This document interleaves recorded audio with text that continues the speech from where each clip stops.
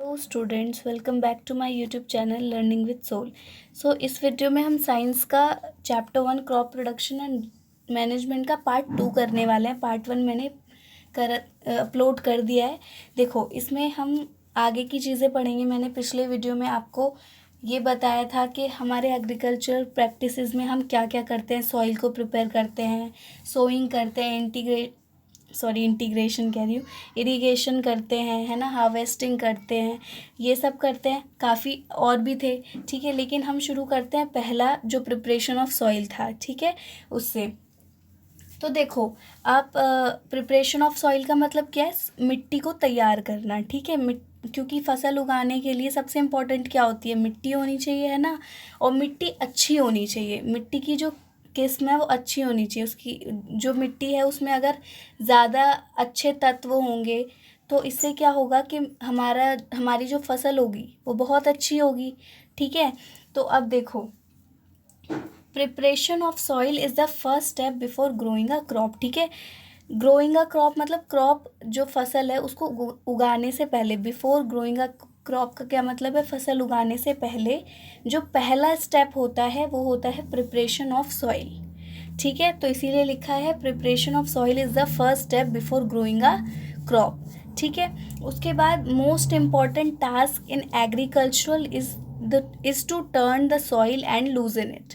मतलब देखो, सबसे हमें क्या करना होता है? प्रिपरेशन करनी होती है सॉइल की, यानी कि हमें सॉइल को अच्छे से तैयार करना है ताकि हमारी जो उपज हो, जो हमारा अनाज उपजेगा वो अच्छा हो, है ना। तो सबसे इम्पॉर्टेंट जो बात होती है, जो सबसे इम्पॉर्टेंट टास्क होता है एग्रीकल्चर में, मतलब हम जो खेती करते हैं उन सब में, कि हमें जो सॉइल है, जो मिट्टी है, ठीक है, उसको अच्छे से मतलब पलटना है ताकि वो अच्छे से मिक्स हो जाए मिट्टी। अब क्या होता है, देखो कि जब मिट्टी आपने देखा होगा मिट्टी में ही प्लांट्स होते हैं, एनिमल्स होते हैं, छोटे छोटे जो वो होते हैं, माइक्रो ऑर्गेनिजम्स कहते हैं हम उनको, या सूक्ष्म जीवी जो होते हैं, वो सब मिट्टी में ही रहते हैं। अब उनका भी बहुत बड़ा योगदान होता है क्रॉप को अच्छा करने के लिए, ठीक है। तो वो क्या होता है, जैसे कि काफ़ी एनिमल्स होते हैं या प्लांट्स होते हैं जो मर जाते हैं, है ना, तो वो भी मिट्टी में ही दब जाते हैं कहीं, तो वो मिट्टी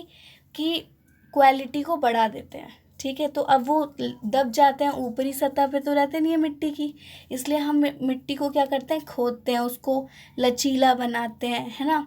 जिससे क्या होता है कि मिट्टी की जो क्वालिटी है वो बढ़ जाती है, उसमें जो तत्व हमें चाहिए, जो न्यूट्रिएंट्स चाहिए हमें, वो सब मिट्टी में आ जाते हैं ऊपरी सतह पे, ठीक है, टॉप लेयर पे, ठीक है। तो देखो, इसीलिए हम मिट्टी को उल्टा पुल्टा करते हैं, ठीक है।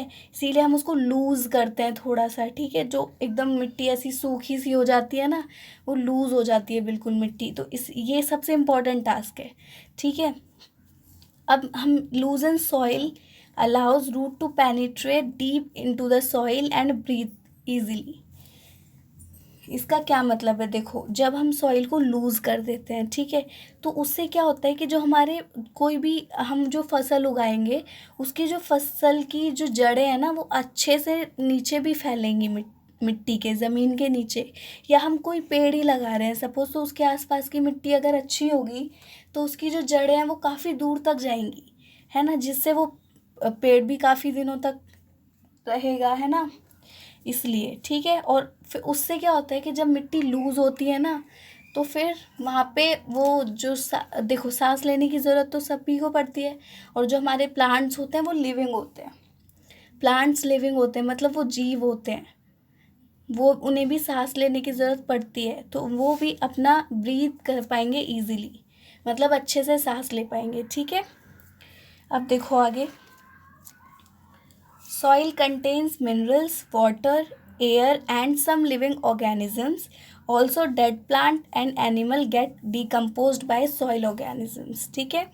देखो, हमारे जो सॉइल है ना उसमें हमारे पानी भी होता है, मिनरल्स भी होते हैं। मिनरल्स मतलब कुछ खनिज, ठीक है, जो हमारे लिए बहुत ज़रूरी होते हैं, हमारी जो क्रॉप है उसको अच्छा उगाने के लिए बहुत ज़रूरी होते हैं।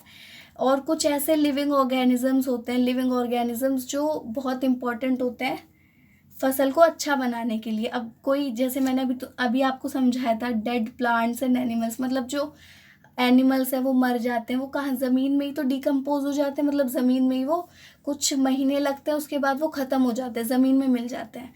तो उनके पास जो भी उनके शरीर में न्यूट्रिएंट्स थे वो सब मिट्टी में ही मिल जाते हैं, है ना।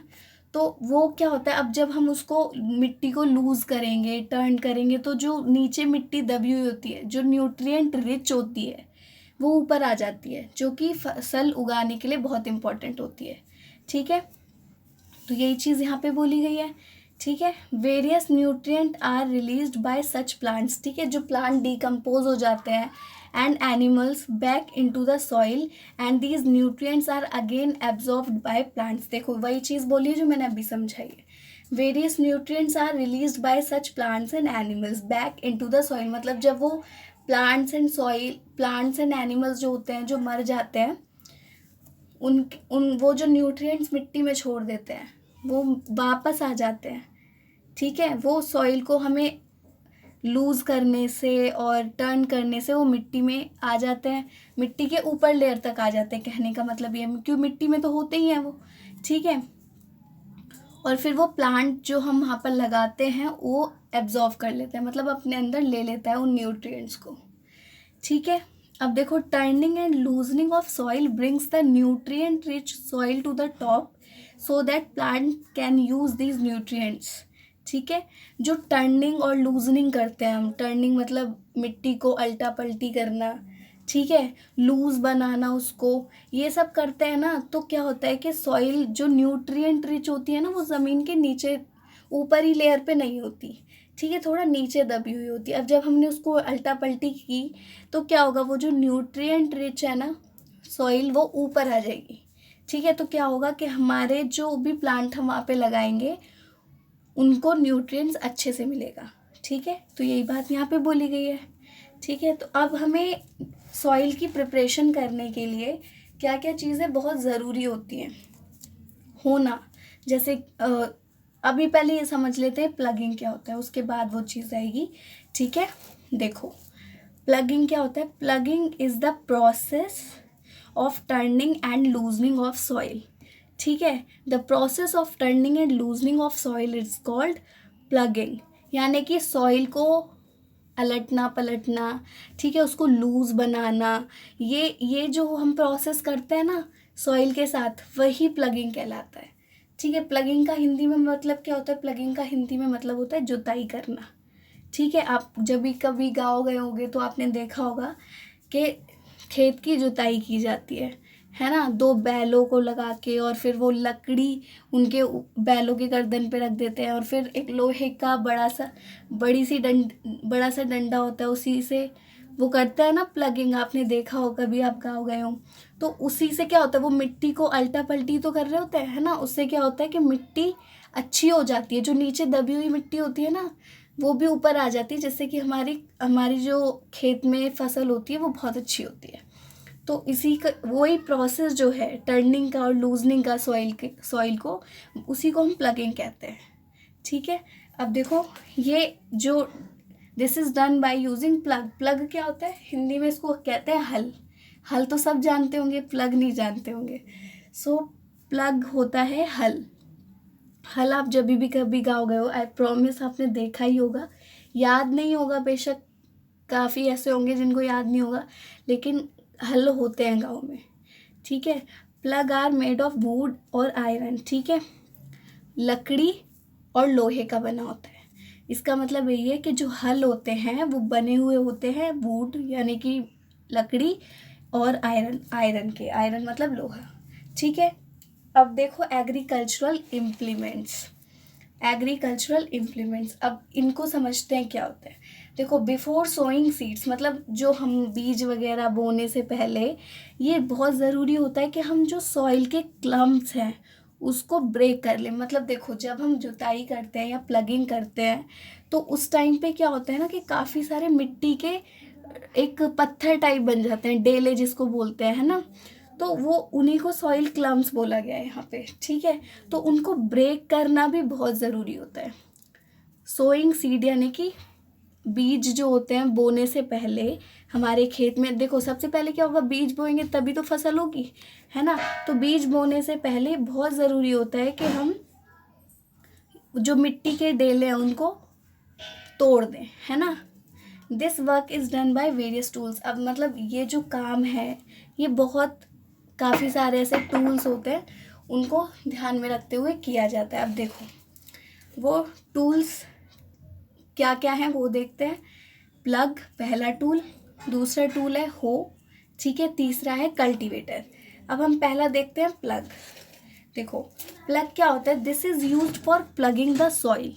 मतलब ये प्लग अभी मैंने यहाँ पे भी समझाया प्लगिंग क्या होता है, वही चीज़ बोली गई है कि जो प्लग होता है ना वो यूज़ होता है प्लगिंग द सॉइल, यानी कि हल जो है वो किस चीज़ के लिए यूज़ होता है, जुताई के लिए, ठीक है। और जुताई के साथ साथ फर्टिलाइज़र्स, यानी कि कुछ ऐसे हम फर्टिलाइज़र्स का मतलब आप ये समझ सकते हो कि कुछ खाद टाइप होता है, खाद जो हम डालते हैं, आपने देखा होगा कभी खाद डाली जाती है तो वही खाद ऐड करते हैं, ठीक है, खाद ऐड करते हैं, उसी को बोला गया है क्रॉप में, यानी कि हम अपने खेत में वो खाद ऐड करते हैं, ठीक है।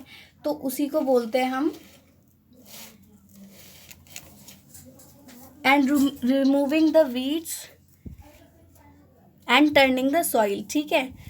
तो देखो अभी मैंने आपको बताया, यहाँ पे देखो एक सेकेंड, ये यहाँ पे क्या हमने पढ़ा, this is used for ploughing the soil, adding fertilisers to the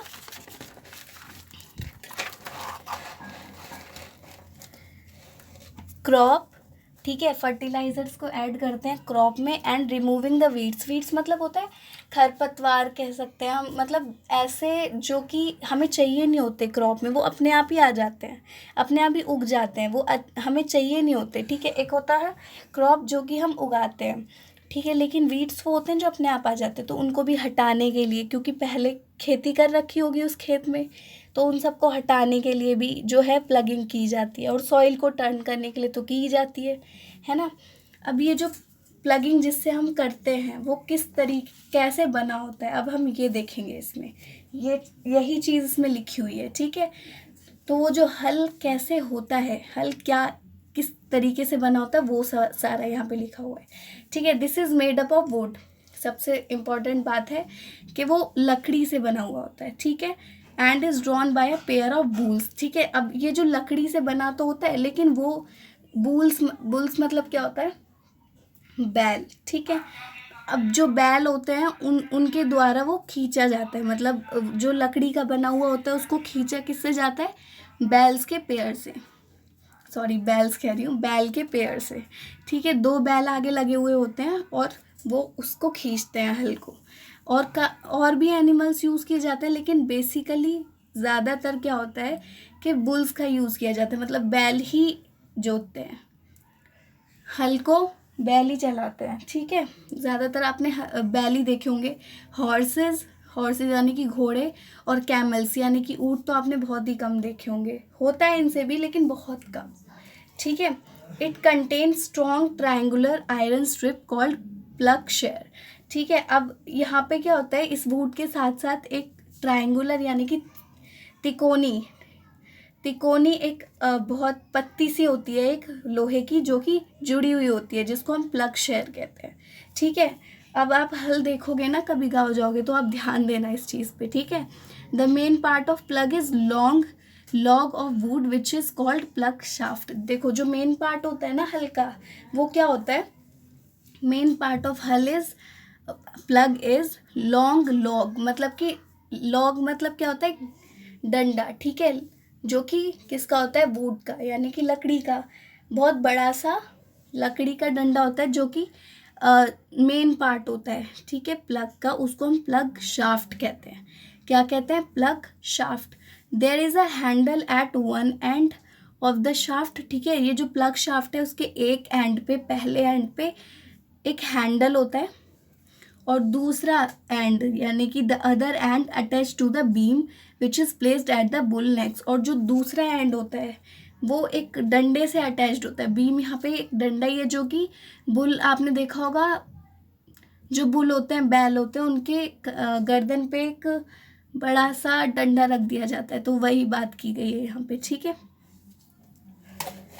अब हम देखते हैं हो क्या होता है। It is a simple tool, बहुत ही सरल सा टूल है, which is use for removing weeds and for loosening the soil, ठीक है। ये क्या किया जाता है, ये किस लिए यूज़ किया जाता है, ये यूज़ किया जाता है वीड्स को रिमूव करने के लिए। वीड्स मतलब जो फालतू में आ जाते हैं पेड़ पौधे, जिसकी ज़रूरत नहीं होती है, ठीक है, उसको रिमूव करने के लिए यूज़ किया जाता है, और सॉइल को लूज़ करने के लिए भी, ठीक है। ये जो बना हुआ होता है, it has a long rod of wood और आयरन, ठीक है। ये जो बना हुआ होता है वो बना हुआ होता है वुड से और आयरन से। एक बड़ी सी लॉन्ग सी रॉड होती है लकड़ी की, और आयरन यूज़ होता है, ठीक है। अब हम बात करते हैं कल्टीवेटर की।